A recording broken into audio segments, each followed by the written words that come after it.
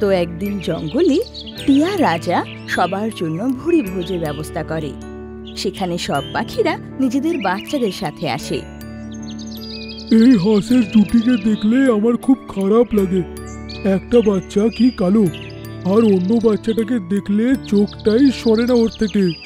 তখনই টিয়া রাজা ওখানে আসে আর কালো হাঁসকে দেখে, এই বাচ্চাটা কত কালো! এত কালো বাচ্চা তোমাদের সমাজের জন্য একটা কলঙ্ক।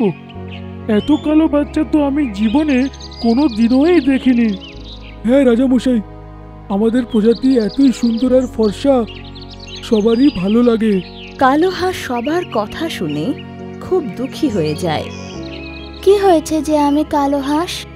এটা জরুরি নিশ্চয়ই নয় যে সব পাখিকে একরকম দেখতে হবে। আর আমি ভীষণ সুন্দর নিজের নজরে। এই ছেলে, তুই বেশি তর্ক করিস না। একটু তুই কালো, তারপরে বড়দের সাথে কথা বলতে জানিস না।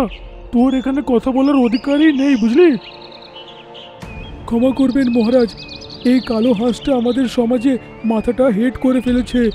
আমরা এখন যাই।